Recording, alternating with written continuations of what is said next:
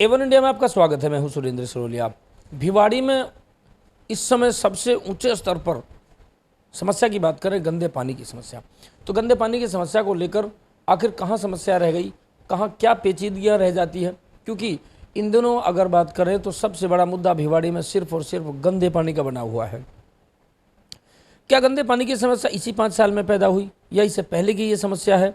इस संबंध में बात करने के लिए हमारे साथ पूर्व विधायक मास्टर मामन सिंह जी हैं, जो भारतीय जनता पार्टी की सरकार में तिजारा से विधायक रहे हैं।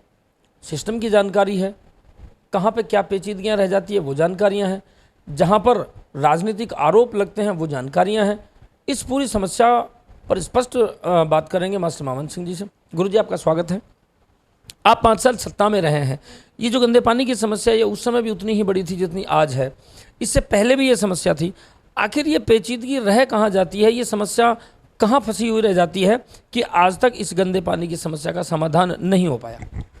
सुरेंद्र जी, ये जो भिवाड़ी की पानी की समस्या है ये आज से नहीं है, बहुत पुरानी और प्राकृतिक नियम है। प्रकृति का एक दस्तूर है कि पानी हमेशा पूरब से पश्चिम की तरफ जाता है, ढलान की तरफ जाता है। तो सदियों सदियों से पहाड़ों में जो बरसात होती थी, पहाड़ों का पानी और पूरे मैदान में फैल करके और साबी नदी में जाता था। अब जगह जगह एक तो मकान बन गए, उस कारण से वो पानी एक जगह भी केंद्रित हो गया।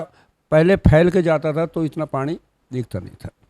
नंबर एक बात तो ये प्रकृति के अवरोध को कोई भी रोकना चाहे तो वो गलत है, क्योंकि वो प्रकृति का जो बहाव है वो तो पश्चिम में ही जाएगा। अब ये समस्या काफ़ी समय से है, प्रयास भी हुए हैं खूब। जब हमारी सरकार थी माननीय वसुंधरा जी के नेतृत्व में, तो मैंने 3-4 मुख्यमंत्री जी को अवगत कराया था।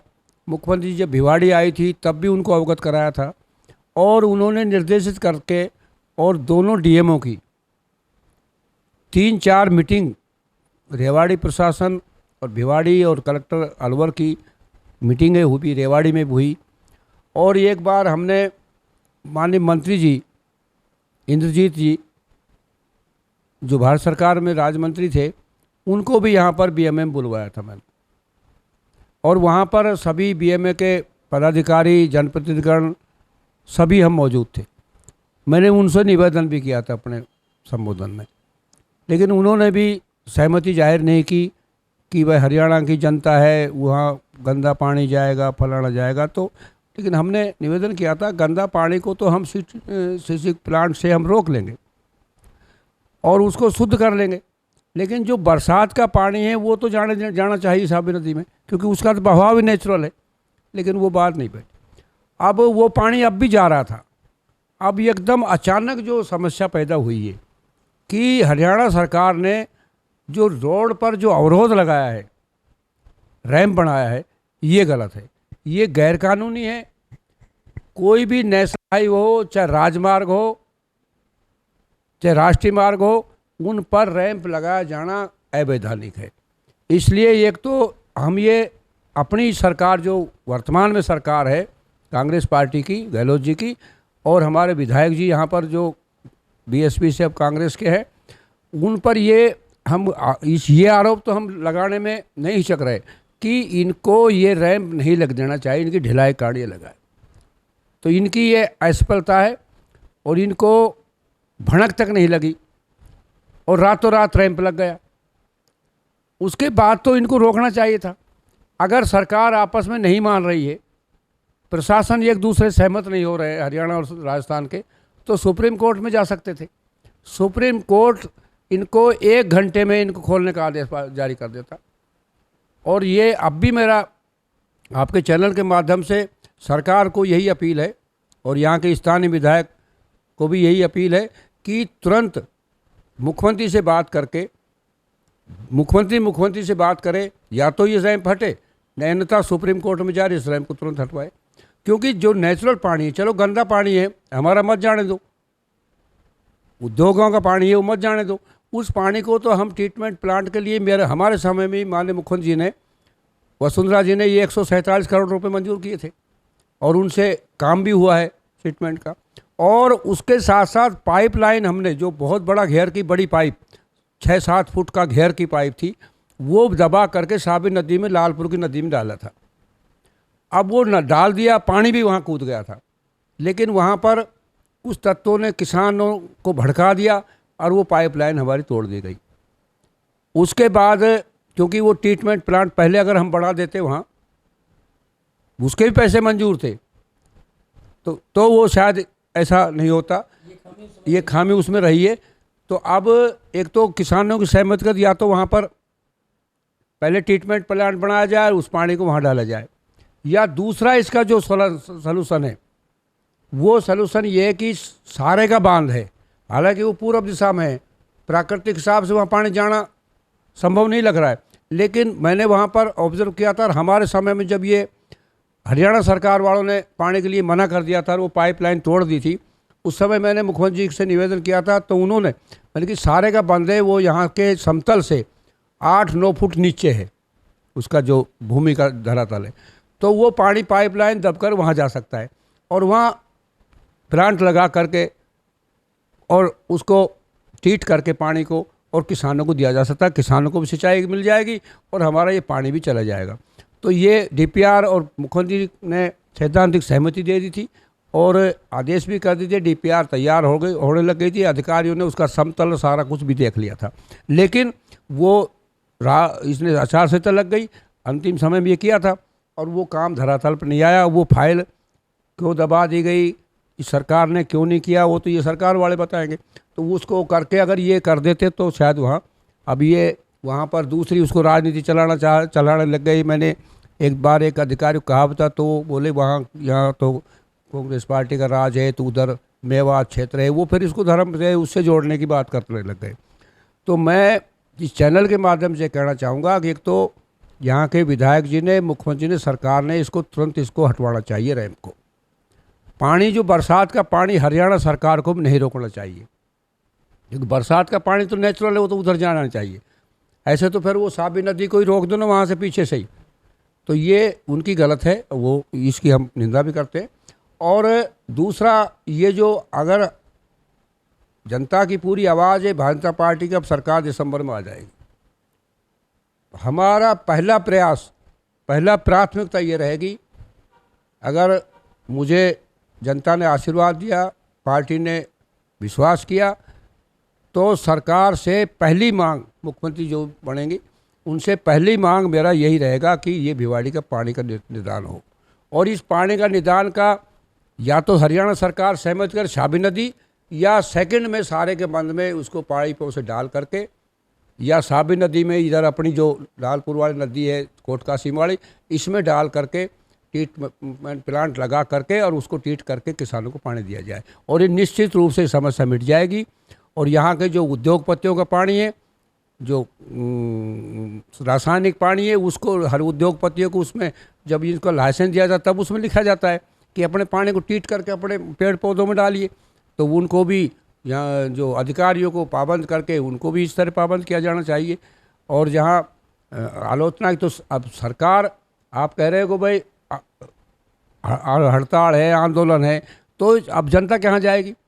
हम विपक्ष में बैठे हैं, तो हमारे हाथ में और काम तो अब है नहीं, हम वहाँ पाइपलाइन खुदवा करवा दें। तो हम तो सरकार से मांग ही तो करेंगे कि आप इसका सॉल्यूशन देखिए।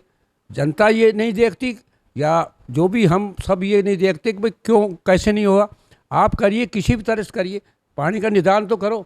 पब्लिक परेशान है, जनता डूब रही है, सब गंदा पानी से बीमारियां पैदा होगी, तो इसका तुरंत समाधान होना चाहिए।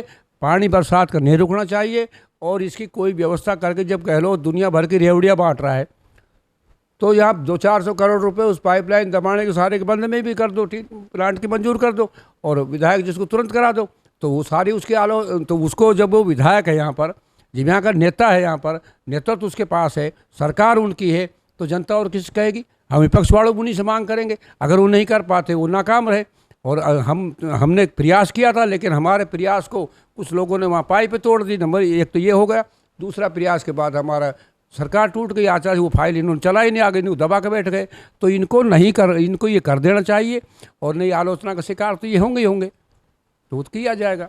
ये मास्टर मामन सिंह जी थे जो पूर्व में विधायक रह चुके हैं, जिन्हें सिस्टम की जानकारी है, समस्याएं कहाँ रह जाती हैं वो जानकारी है। लेकिन इन सबसे ऊपर उठकर बात करें, स्थानीय विधायक हैं, वो दिन रात मीटिंग कर रहे हैं, मीटिंग ले रहे हैं और इस समस्या के समाधान में जुटे हैं।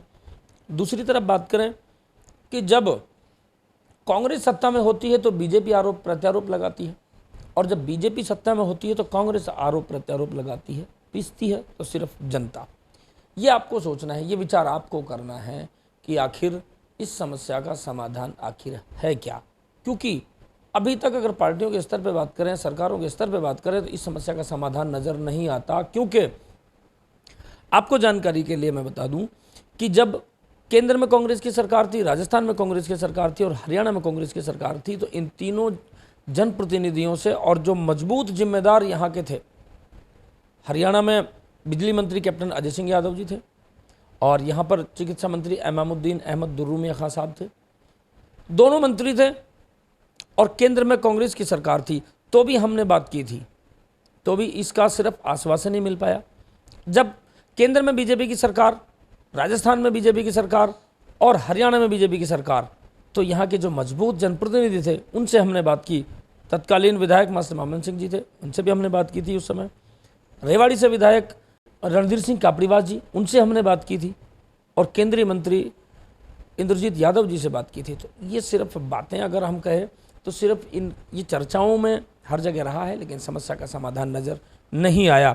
अब ये तय आपको करना है कि आखिर किन को वोट देना है, किन को वोट नहीं देना है, किन के हाथ में अगले 5 साल की जो भविष्य की चाबी है वो सौंपनी है। क्योंकि अभी तक इस समस्या का तोड़ कहीं नज़र नहीं आता।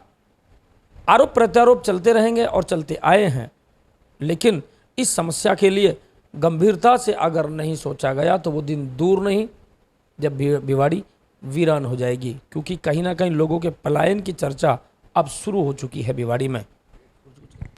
सुरेंद्र जी, ऐसा नहीं है, हमारी सरकार जो रही 13 से 18, उसमें प्रयास तो भरसक किए गए। पाइपलाइन तभी वो प्रयास था, प्रयास नहीं, वो तो कर दिया गया था, लेकिन वो किसान भड़क गए, वो पाइपें तोड़ दी।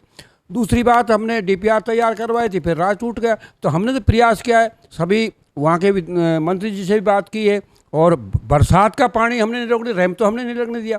बरसात का पानी तो हमेशा जाता रहा है, इतने हम कमज़ोर सरकार नहीं थी हमारी जो रैम का पानी को इस तरह से हरियाणा के कुछ अधिकारी आकर उसको रातों रात बढ़ा दे। तो ये तो विधायक जी की नाकामी है, सरकार की नाकामी है। कैसे लगने दिया वहाँ पर? इस तरह से नहीं लगना चाहिए था। भिवाड़ी की जनता को कह देते, अगर इनके बस की बात है, भिवाड़ी जनता ही उनको रोक देती वहाँ पर। ऐसे तो भिवाड़ी की जनता को इस तरह बर्बाद नहीं होने देंगे। 3 महीने की बात है, अब तो बरसात भी शायद अब नहीं आएगी, अब तो कमी बरसात है, बरसात टाइम ख़त्म हो गया। और दिसंबर में भारतीय जनता पार्टी की राजस्थान में प्रचंड बहुमत सरकार बन रही है। और मैं आपको वायदा करता हूँ, आपके चैनल के माध्यम से, जनता से भी हम वायदा करते हैं कि हमारी सरकार आने के बाद पहला प्राथमिकता, पहला काम ये करने काम करेंगे और काम बाद में करेंगे। ये गुरुजी का वादा है कि अगर सत्ता में आते हैं तो इस समस्या का समाधान कर दिया जाएगा। क्योंकि समस्या कम से कम 30 से 35 साल पुरानी है, ज़्यादा भी हो सकती है। जितनी मेरी जानकारी है वो मैं बयां कर रहा हूँ। समस्या सिर्फ समस्या ही है, समस्या तक ही है, समाधान नज़र नहीं आता। प्रयास भारतीय जनता पार्टी की सरकार में गुरुजी मास्टर मामन सिंह जी रहे, उन्होंने भी अपनी तरफ से किया। इस समय संदीप यादव जी वो भी अपनी तरफ से कर रहे हैं। लेकिन आखिर धरातल पर सच्चाई क्या है वो आपके समक्ष है।